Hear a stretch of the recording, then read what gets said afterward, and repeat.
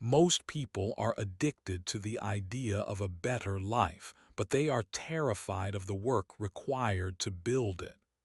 They spend their days drowning in a sea of preparation, convinced that if they just read one more book, attend one more seminar, or tweak their 5-year plan one more time, they will finally be ready to begin. This is a lie. Your planning is not progress. Your research is not results. Your careful consideration is nothing more than a sophisticated form of procrastination designed to protect you from the possibility of failure. You are standing on the sidelines of your own life, holding a playbook you refuse to execute, while the world passes you by. Success does not go to the most prepared. It goes to the person who is willing to be messy, loud, and imperfect while everyone else is still busy sharpening their pencils. This audiobook is not a suggestion. It is a wake-up call. We are going to strip away the comfort of your excuses and the safety of your spreadsheets. We are going to expose the 99% who talk and the 1% who do. The gap between the life you have and the life you want is not a gap of knowledge. It is a gap of action. You already know enough. You have seen enough. You have planned enough. The only thing you are missing is the courage to start before you feel ready. Most people wait for a green light that never comes. They wait for the stars to align, for the economy to change, or for their confidence to magically appear. But confidence is a byproduct of action, not a prerequisite for it. If you want to change your identity, you have to change your output. You have to become the kind of person who moves while others are still thinking. This is the action taker's guide. It is the end of your planning phase and the beginning of your execution phase. If you are looking for comfort, stop listening now. If you are looking for a reason to stay exactly where you are, you will not find it here. We are moving forward with or without your permission. The clock is ticking, and every second you spend planning is a second you are not building. It is time to stop thinking and start doing. Chapter 1: The Death of the Plan. You have been told that a goal without a plan is just a dream. This is true, but what they didn't tell you is that a plan without action is a nightmare. Most people use planning as a shield. They spend weeks, months, or even years crafting the perfect strategy because as long as they are planning, they cannot fail. In the planning phase, the business is always profitable, the body is always lean, and the relationship is always perfect. The plan is a fantasy land where you get to feel the dopamine of success without ever having to face the cold, hard reality of the marketplace or the gym. You are addicted to the feeling of being busy, but you are not being productive. Look at your life right now. How many things have you planned that you haven't started? How many notebooks are filled with ideas that never saw the light of day? Most people believe that the person with the best plan wins. They are wrong. The person who iterates the fastest wins. The person who gets punched in the face by reality and adjusts their course wins. Your plan is a static document in a dynamic world. By the time you finish your perfect 20-page business plan, the market has already moved. By the time you find the perfect workout routine, you've already lost 6 months of potential gains. The 99% are obsessed with the map. The 1% are obsessed with the journey. You need to realize that you cannot see the obstacles until you are actually moving toward them. You cannot plan for the engine failure until the car is running. You cannot plan for the customer's rejection until you have a product to sell. Stop trying to predict the future and start creating it. Your plan is a guess. It is a hypothesis at best. The only way to test that hypothesis is to take action. Action is the ultimate filter for truth. It tells you what works and what doesn't. It tells you who you are and what you are capable of. Most people are afraid of that truth, so they stay in the planning phase where everything is still possible and nothing is yet proven. You must kill the plan to save the project. You must be willing to abandon your carefully laid out steps the moment they collide with reality. The most successful people in the world are not the best planners. They are the best executors. They have a bias for action that borders on the reckless. They understand that a mediocre plan executed today is infinitely better than a perfect plan executed next year. Every day you spend planning is a day you are giving your competition a head start. Every hour you spend debating the details is an hour you are not learning from your mistakes. Real growth happens in the doing, not the thinking. You learn to swim by getting in the water, not by reading a manual on buoyancy. You learn to lead by taking charge, not by watching a documentary on great generals. The death of the plan is the birth of your results. If you want to move the needle, you have to stop staring at it. You have to put your hands on the controls and push. You have to be okay with being wrong as long as you are moving. Most people would rather be perfectly stagnant than imperfectly mobile. They want the certainty of the plan more than the results of the action. Break that cycle. Tear up the calendar. Stop waiting for the perfect moment. There is no perfect moment. There is only now, and now is the only time you can actually do anything. If you are waiting for a sign, this is it. The plan is dead. Long live the action. Chapter 2: The Perfectionism Trap. Perfectionism is not a virtue. It is a high-end form of cowardice. Most people wear their perfectionism like a badge of honor, claiming they just have high standards. In reality, they are just terrified of being judged. They use the pursuit of perfection as an excuse to never ship, never launch, and never show their work to the world. They think that if they can just make it perfect, they will be immune to criticism. But perfection is an illusion. It is a moving target that you will never hit. The 99% use perfectionism to stay safe. If they never finish, they can never be told they aren't good enough. If the work is never done, it can never be rejected. You are hiding behind your high standards because you are afraid of what will happen when you finally put yourself on the line. The 1% understand that done is better than perfect. They know that the first version of anything is going to be terrible. The first draft of the book is trash. The first version of the software is buggy. The first workout is pathetic.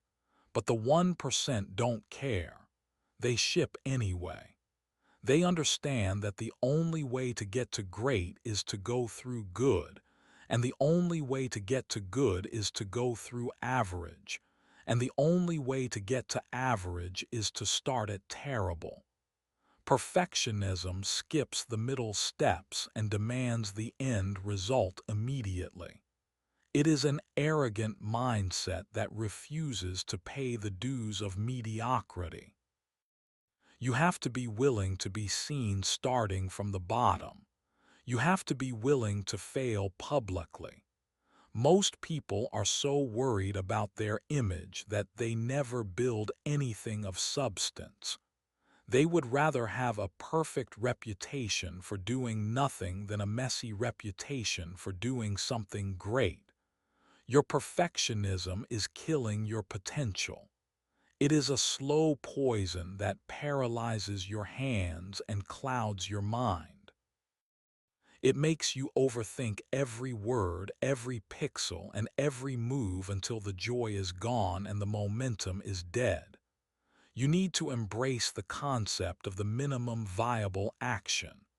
What is the smallest, messiest thing you can do right now to move forward? Do that. Then do the next thing. You don't need a masterpiece, you need a prototype. You don't need a grand opening, you need a soft launch. The world doesn't care about your internal standards, it cares about what you deliver. While you are at home polishing your idea for the 10th time, someone else is out there selling a worse version of that idea and getting rich. They are getting the feedback you need. They are making the connections you want. They are building the muscle you lack. Perfectionism is a luxury you cannot afford. It is a thief that steals your time and your dreams. You must learn to love the good enough for now so you can reach the extraordinary later. Excellence is a process, not a starting point. It is the result of thousands of imperfect actions stacked on top of each other. Most people see the finished product and think it was always that way. They don't see the piles of garbage that came before it. Stop comparing your behind-the-scenes footage to everyone else's highlight reel. Stop waiting until you are ready because you will never be ready. Readiness is a myth. You become ready by doing the thing you are not ready for. The perfectionism trap is a cage with an open door. All you have to do is walk out. All you have to do is be willing to be imperfect. Let the world see your rough edges. Let them see your mistakes. The people who matter will respect your hustle, and the people who don't matter were never going to support you anyway. Release the need for total control. Release the need for everything to be just right. Life is messy, business is messy, and growth is messy. If you can't handle the mess, you can't handle the success.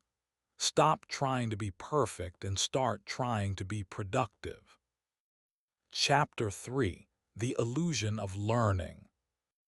We live in an age of information overload. You can learn anything for free at any time. Most people take this as an invitation to become professional students. They watch endless YouTube tutorials, listen to dozens of podcasts, and buy courses they never finish. They call this personal development, but in many cases, it is just intellectual entertainment. They are consuming information because it makes them feel like they are making progress without them having to actually do any work. This is the illusion of learning. Knowledge is not power. Knowledge is only potential power. It only becomes actual power when it is applied to a specific problem with a specific intent. Most people are drowning in information but starving for implementation. They know what to do, but they don't do what they know. The 99% think that more information will solve their problems. If they are stuck in their career, they think they need another degree. If they are stuck in their fitness, they think they need another diet book. But the problem isn't a lack of information, it's a lack of application. The 1% focus on just-in-time learning rather than just-in-case learning. They don't learn something unless they need to apply it immediately. If they need to build a website, they learn how to build a website that day. They don't spend 3 months studying web design before they even buy a domain name. You have to stop treating learning as a substitute for doing. If you read a book on sales but don't make a sales call, you haven't learned anything. You've just entertained yourself with the idea of selling. If you listen to a podcast about leadership but don't lead anyone, you are just listening to stories. The brain is very good at tricking you into thinking that consumption is production. When you learn something new, your brain releases dopamine, making you feel accomplished. But that feeling is a lie if it isn't backed up by action. You are becoming an expert on things you've never tried. You are a critic who has never stepped onto the stage. This is a dangerous place to be because it creates a false sense of competence. You think you know how hard it is to start a business because you've read 10 books on it, but you have no idea until you've tried to get your first customer. Experience is the only teacher that matters. Information is just a map. Experience is the terrain. You can study the map for a lifetime, but you'll never know the mountain until you've climbed it. You need to put yourself on an information diet. Stop consuming and start creating. For every hour of learning, you should have 10 hours of doing. If you don't have the time to implement what you've learned, then stop learning. It is better to know one thing and do it than to know 100 things and do none of them. Most people are afraid that if they stop learning, they will fall behind. But you are already falling behind because you are not taking action. The people who are winning are the ones who are out in the world making mistakes while you are at home taking notes. They are gaining real-world data that no book can provide. They are building intuition that no course can teach. You cannot think your way to success. You cannot study your way to greatness. You have to act your way there. The illusion of learning is a comfortable prison. It feels productive, it feels safe, and it feels respectable. But it is still a prison. Break out of it by doing something with what you already know. You have enough information, you have enough tools, you have enough intelligence. Now prove it. Put down the book, turn off the podcast, and go do the work. The world doesn't pay you for what you know, it pays you for what you do. Chapter 4: The Law of Immediate Action. The longer you wait to do something, the less likely you are to do it. This is the law of immediate action. Every second that passes between an idea and its execution is a second where doubt, fear, and distraction can creep in. Most people have great ideas, but they let them sit on the shelf until they go stale. They say they will do it tomorrow, or when they have more time. But tomorrow is a graveyard for dreams. The 99% are experts at delaying the start. They believe that the impulse to act will stay fresh forever. It won't. Motivation has a half-life. It decays rapidly. If you don't capture that energy and turn it into action immediately, it will evaporate, leaving you exactly where you started. The 1% understand that speed is a competitive advantage. When they get an idea, they take the first step within minutes, not days. They send the email, they make the call, they buy the equipment, or they write the first page. They don't wait for the feeling to be perfect. They use the feeling to fuel the beginning. You need to develop a 5-second rule for your own life. If you have an impulse to do something productive, you must move physically within 5 seconds or your brain will kill the idea. Your brain is designed to keep you safe, and safe means staying the same. Action is change, and change is perceived as a threat. If you give your brain time to think, it will talk you out of every great thing you've ever wanted to do. It will tell you it's too hard, too risky, or too late. The law of immediate action bypasses the brain's defense mechanisms. It forces you into the arena before your fear can catch up. You don't need to do the whole task right now, but you must do something.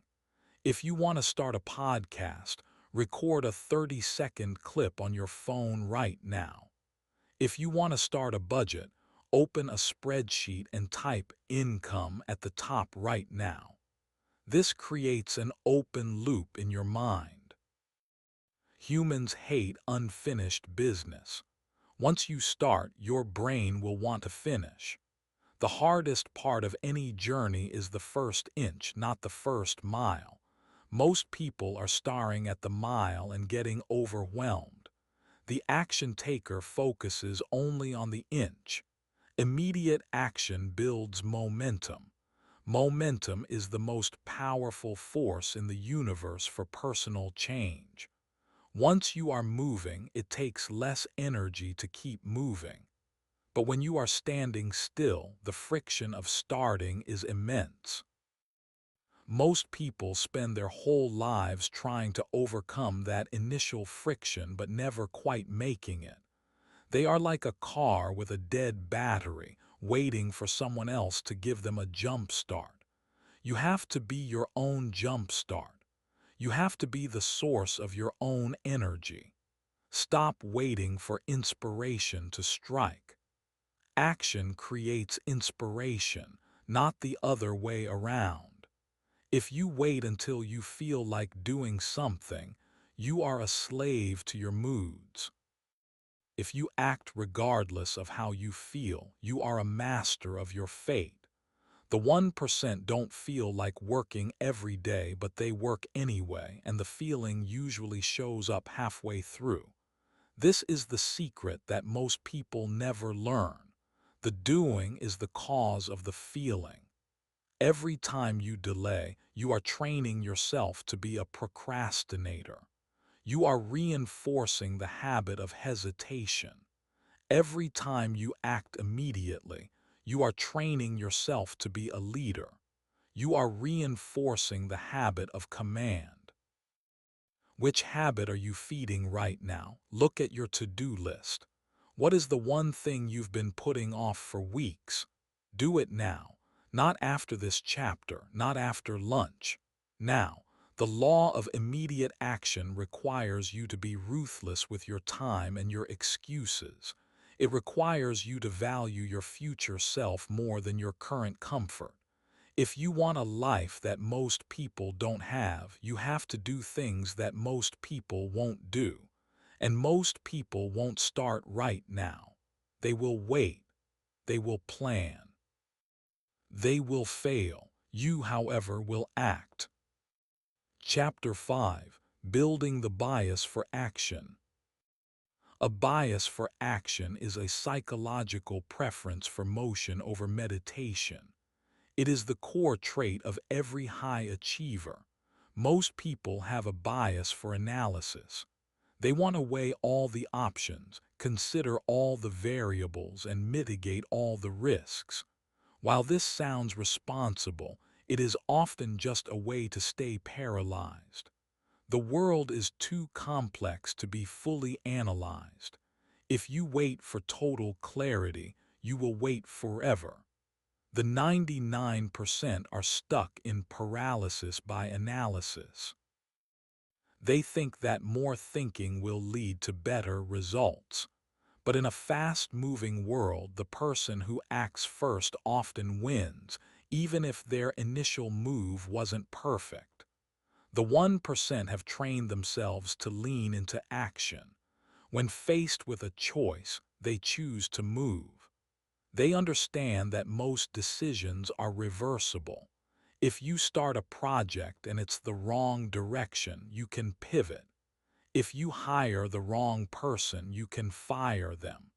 If you buy the wrong tool, you can replace it. But you can never get back the time you spent doing nothing.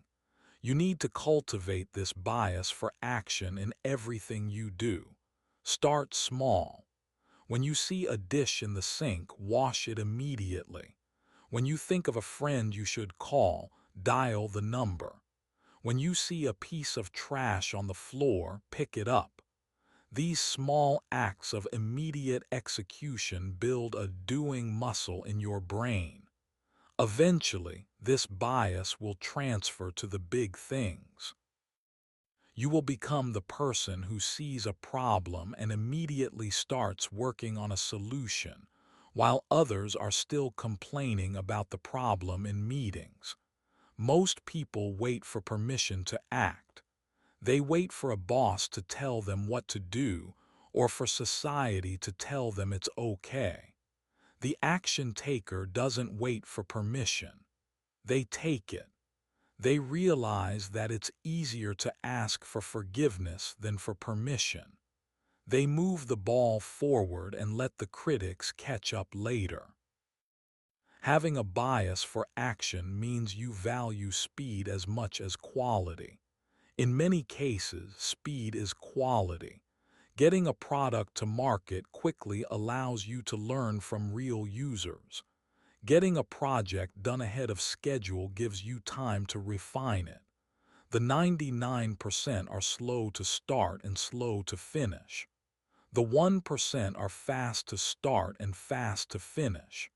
You have to stop being so precious about your ideas. Ideas are cheap. Execution is everything. Everyone has $1 million idea. Very few have $1 million work ethic. A bias for action is the antidote to fear. Fear grows in the dark, in the spaces where you are thinking about what might go wrong. When you act, you shine a light on those fears and they usually disappear. You realize that the monster in the closet was just a shadow. Action gives you data, and data replaces anxiety with confidence. If you are feeling anxious right now, it's because you aren't doing enough. Your mind is spinning its wheels because it has nothing to grip onto. Give it a task. Give it a deadline. Give it a reason to move. Most people think they need to be fearless to act.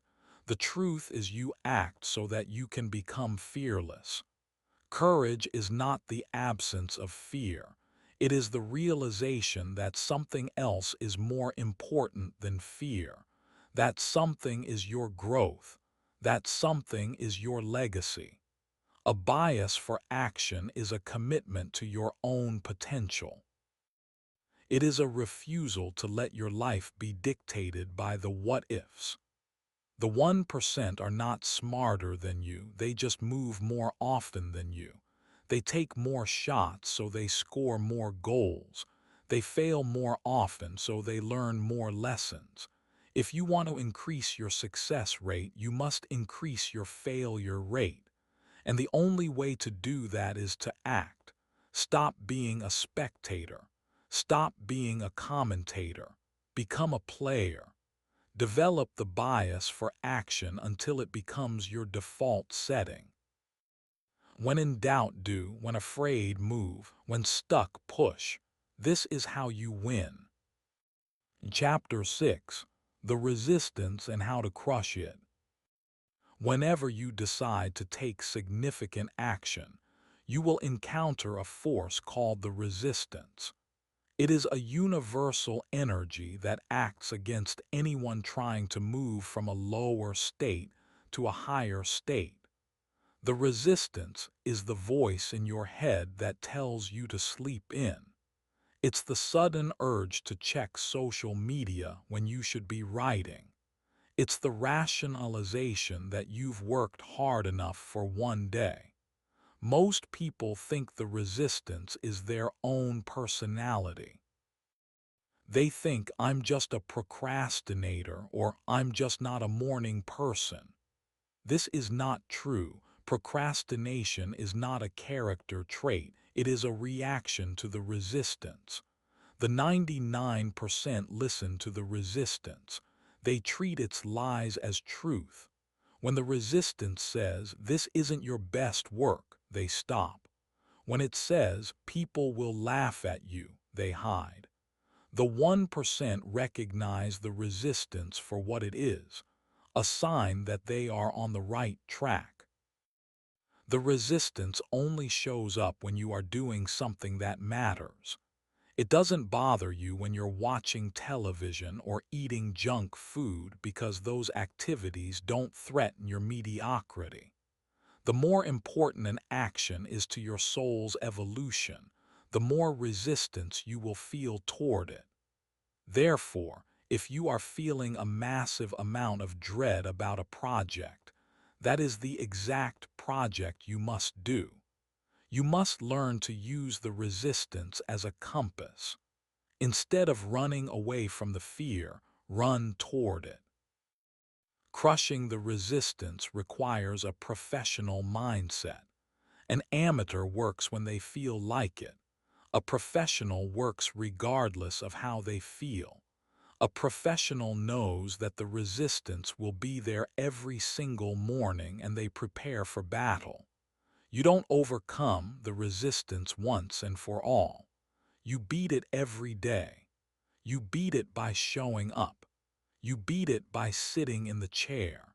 You beat it by doing the work even when the work is bad. Most people wait for the resistance to go away before they start. It never goes away. It only changes form. It will try to seduce you with important distractions like checking emails or tidying your desk. It will try to scare you with thoughts of inadequacy. It will try to exhaust you with physical fatigue. You must be smarter than the resistance. You must recognize its tactics. When you feel that tug toward distraction, acknowledge it. Say to yourself, that is the resistance trying to stop me. Then do the work anyway. This is the only way to win. The 1% treat their work like a sacred duty. They don't negotiate with themselves. They don't ask, should I work out today? They just go to the gym. They don't ask, am I in the mood to write? They just write. Negotiation is the doorway that the resistance uses to enter your life. If you leave that door open even a crack, the resistance will push its way in and take over. You must close the door. You must make your key actions non-negotiable, like breathing, like eating, like sleeping. Most people are too soft on themselves. They give themselves too much credit for small efforts and too much leeway for big failures. You need to be a demanding coach for yourself. You need to demand excellence even when you are tired. You need to demand focus even when you are bored. The resistance hates discipline. It thrives in chaos and ambiguity. By creating a strict routine and clear goals, you starve the resistance of the environment it needs to grow. Crush the resistance by becoming a machine of habit. When action becomes automatic, the resistance loses its power. It can't talk you out of something you are already doing. The struggle is in the transition from rest to motion. Once you are in motion, you are much harder to stop. So focus all your energy on the start. Ignore the voices. Ignore the feelings. Just start. Crush the resistance today, and tomorrow you will be stronger. Chapter 7: Micro-Wins and Momentum.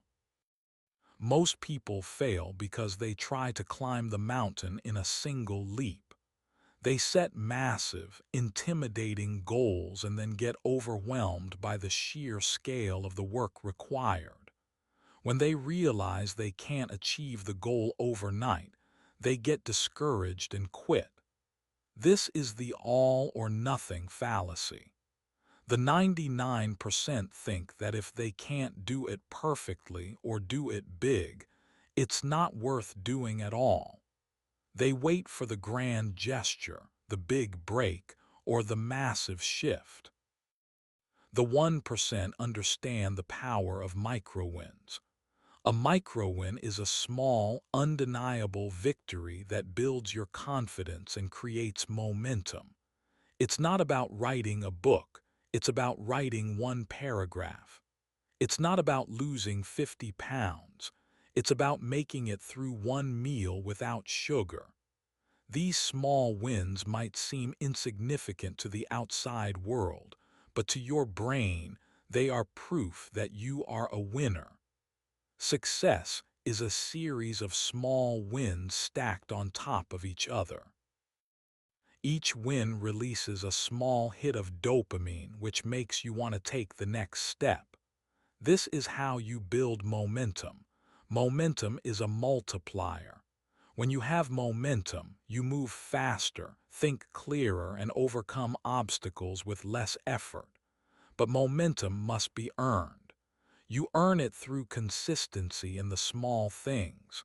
Most people ignore the small things because they are easy to do and also easy not to do. It's easy to do 5 push-ups, but it's also easy to skip them.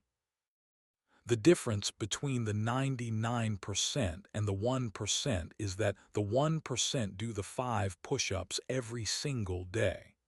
They know that the 5 push-ups today lead to 10 tomorrow and 100 next month. You need to stop looking at the horizon and start looking at your feet. What is the smallest possible win you can claim in the next 10 minutes? Do that. Then claim another one. You are building an upward spiral. Most people are in a downward spiral of procrastination and guilt. They don't do the work, so they feel bad, so they seek distraction, so they don't do the work.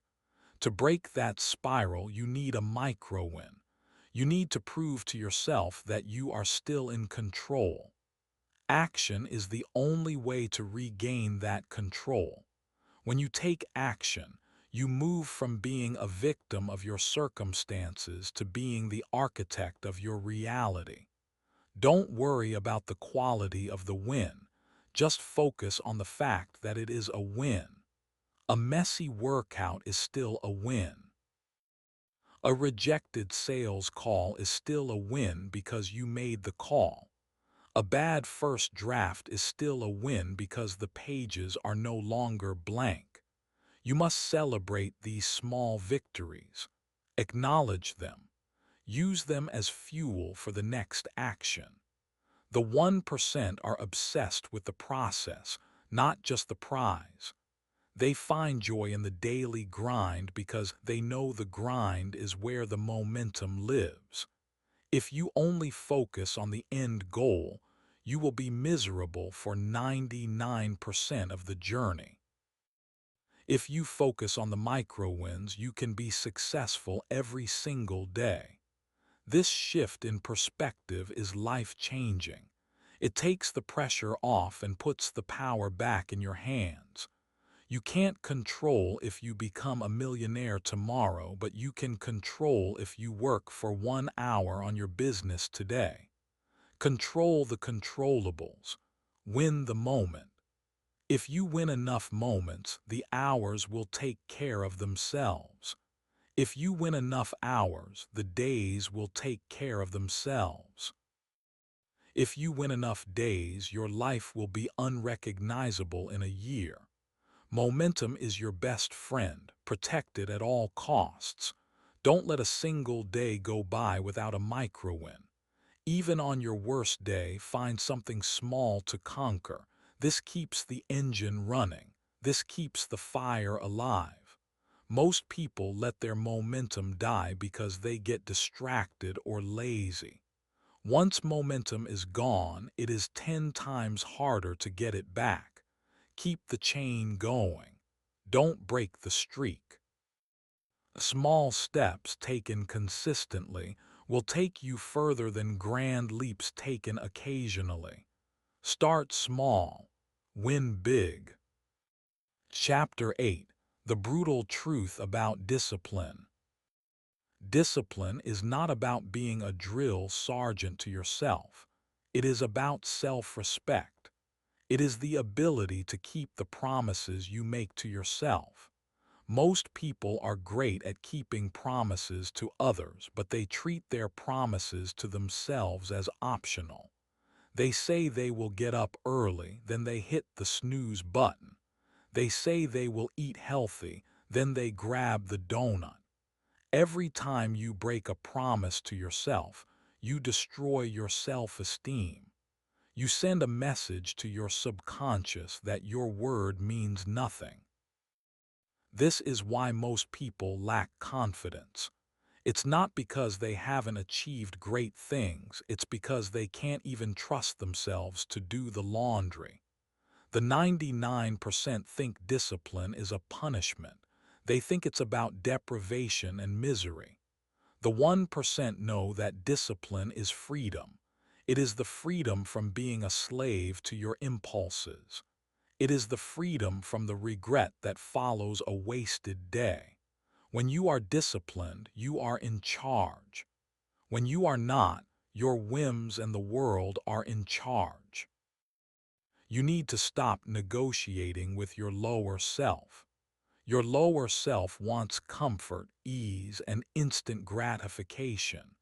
Your higher self wants growth, impact, and long-term fulfillment. These two are in constant conflict. Discipline is the act of choosing the higher self over the lower self every single time. It's not a one-time decision. It's 1,000 decisions a day. Most people think they need more motivation to be disciplined. Motivation is a feeling that comes and goes. Discipline is a commitment that stays. You don't need to feel like doing the work. You just need to do it. The brutal truth is that nobody is coming to save you. Nobody is going to force you to be great. Nobody is going to drag you out of bed and make you do the work. It is entirely up to you. If you don't do it, it won't get done. The world doesn't care if you fulfill your potential or not. The world will keep turning whether you are a success or a failure. This realization should be both terrifying and liberating. You are the only one who can change your life. Discipline is the tool you use to do it. It is the bridge between goals and accomplishment. Most people want the results without the discipline. They want the muscles without the sweat. They want the money without the risk. They want the crown without the cross. It doesn't work that way. The price of greatness is discipline. You have to pay that price every day in full. There are no discounts. There are no shortcuts.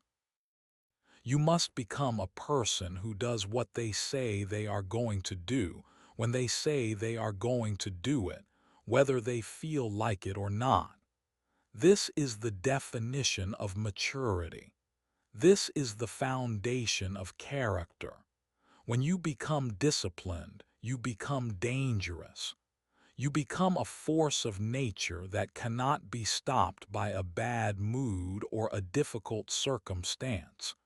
You become the 1%. The 99% will call you lucky or talented because they don't want to admit that your success is the result of the discipline they refuse to cultivate. Let them talk. While they are talking, you are doing. While they are sleeping, you are working. While they are complaining, you are winning. Discipline is the highest form of self-love. It is you telling yourself, I care enough about my future to endure this discomfort today. If you can't be disciplined, you can't be successful. It is as simple as that. Stop looking for a way around the work. The work is the way. Embrace the grind. Love the discipline. It is the only thing that will never let you down. Chapter 9. Ignoring the crowd. If you want to be in the 1%, you must stop taking advice from the 99%. Most people are average, and they will try to pull you back down to average every time you try to rise above it. This is not necessarily because they are malicious. It's because your progress shines a light on their lack of it. Your action makes their inaction look bad. When you start working harder, eating better, and dreaming bigger, you are inadvertently criticizing their lifestyle. To protect their own egos, they will try to convince you that you're working too hard, that you're being unrealistic, or that you should just relax and enjoy life. Do not listen to them. The crowd is almost always wrong about what it takes to be exceptional. The crowd values safety over growth. The crowd values fitting in over standing out. The crowd values the now over the next. The 1% understand that to have what others don't, you must do what others won't. This often means being misunderstood, mocked, or lonely for a period of time. You must be willing to be the weirdo who works on weekends. You must be willing to be the obsessed, one who won't stop talking about their goals. You must be willing to be the person who leaves the party early to get a head start on tomorrow. If everyone understands what you are doing, you aren't doing anything original. If everyone agrees with your plans aren't ambitious enough. The greatest achievements in history were all once considered impossible or crazy by the majority. You need to develop a thick skin. You need to stop seeking external validation for your internal drive. Most people are paralyzed by the fear of what others think. They check their social media likes to see if their ideas are good. They ask their friends for permission to start a business. They wait for a thumbs up from the world before they take a step. This is a recipe for mediocrity. The only validation you need is the results you produce. The only person you need to impress is the person you see in the mirror. If you are proud of your efforts, the opinions of others are irrelevant. The crowd's applause is fickle, and their criticism is usually a reflection of their own insecurities. Ignore the noise. Focus on the signal. The 1% have a small circle of advisors who are actually ahead of them. Everyone else is just background noise. You should be very careful about whose opinion you allow into your head. If someone doesn't have the life you want, why would you listen to their advice on how to live yours? If someone isn't as disciplined as you, why would you let them tell you to take it easy? Most people are experts at things they've never done. They will give you advice on investing while they are in debt. They will give you advice on relationships while their own are falling apart. They will give you advice on success while they are stuck in a job they hate. Politely ignore them. You are on a different path. You are playing a different game.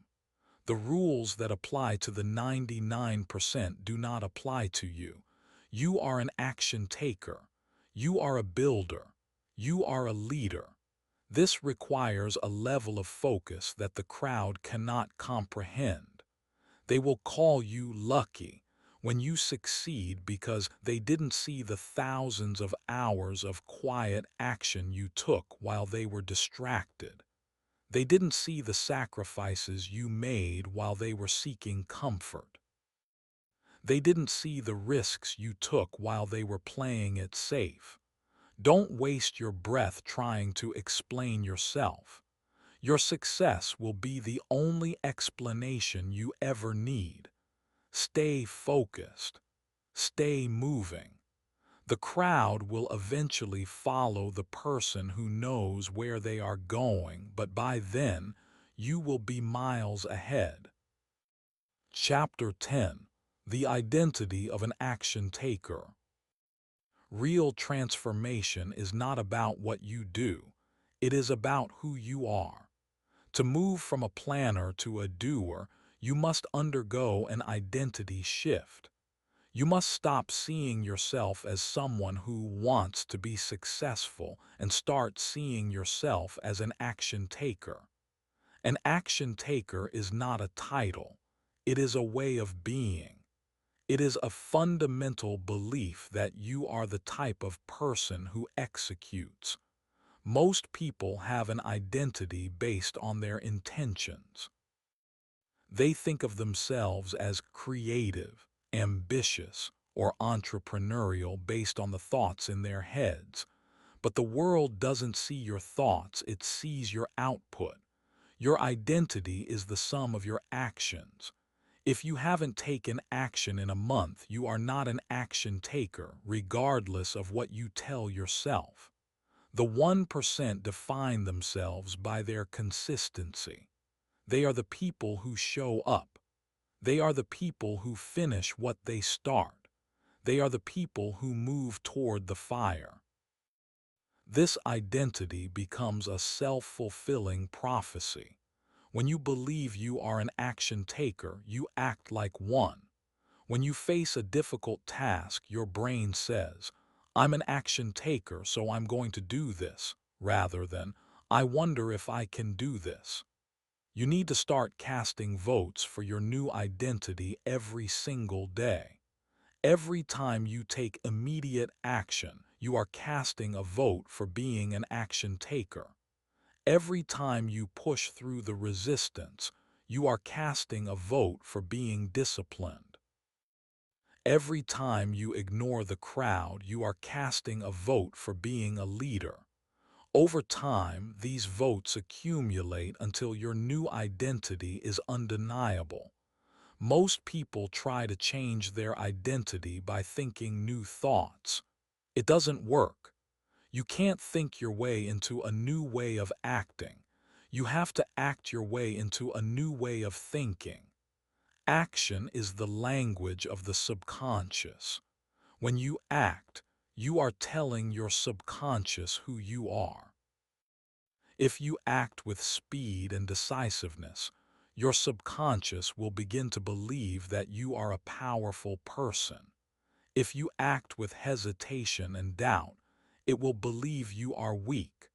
Your internal narrative will always align with your external behavior. If you want to believe in yourself, do something worth believing in. Most people are waiting for their identity to change so they can start acting. They wait to feel like an entrepreneur before they start a business. They wait to feel like an athlete before they train. They have it backward. You act first and the identity follows. You become an entrepreneur by starting a business. You become an athlete by training. You become an action taker by taking action.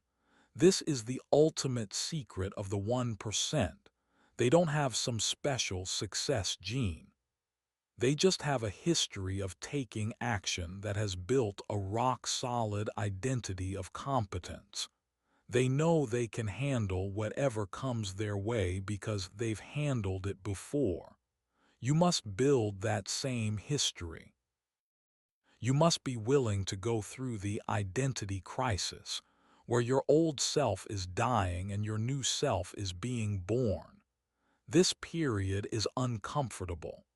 It feels like you are wearing a suit that doesn't fit yet. Wear it anyway. Keep acting as if you are the person you want to become, and eventually you will become that person. The 99% are stuck in their old identities because they are afraid of the discomfort of change.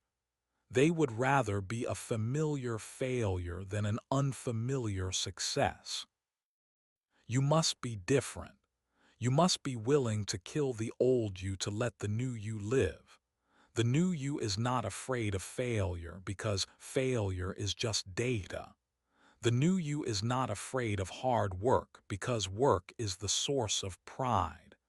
The new you is not afraid of the unknown because the unknown is where the opportunities are. This is the final step in the action taker's guide. Once your identity has shifted, you no longer need this audiobook. You no longer need external motivation. You are the source of your own drive. You are the engine of your own progress. You are an action taker. Now go and act. A closing. The time for listening is over. You have the map, you have the tools, and you have the truth. Everything we have discussed boils down to one simple choice. Will you act or will you continue to plan? Most people will finish this audiobook and feel a temporary surge of motivation. They will think about all the things they are going to do. They might even write a new list. But within 48 hours, the majority of them will have returned to their old habits. They will let the resistance win. They will let the crowd pull them back. They will let their perfectionism paralyze them again. Do not be most people. The 99% are destined for a life of what-ifs and if-onlys. They will reach the end of their lives with their best work still inside them. They will be buried with their plans and their potential, and the world will be no better for it. You have the opportunity to choose a different path. You have the power to step into the 1% right now. It doesn't require a miracle. It doesn't require luck. It only requires a relentless commitment to action. From this moment on, you are no longer a person who just thinks, dreams, or plans. You are a person who does. When an idea strikes, you move. When a challenge arises, you push. When the world says wait, you say now. This is your new identity. This is your new life. The path ahead will not be easy, but it will be worth it. The pride you feel from a day of hard work is 1,000 times better than the comfort you feel from a day of distraction. The self-respect you gain from keeping your promises is the foundation of a great life. You are capable of things you haven't even imagined yet, but you will never see them if you don't start. The world is waiting for your contribution. Your family is waiting for your leadership. Your future self is waiting for your courage. Stop planning. Stop waiting. Stop making excuses. The green light is on. The door is open. The field is yours. This is the action taker's guide, but the guide is useless without the taker. You are the hero of this story. You are the protagonist. You are the one who decides how it ends. Make it a story worth telling. Make it a life worth living. It all starts with the next thing you do. Not tomorrow, not in an hour. Now, go do it.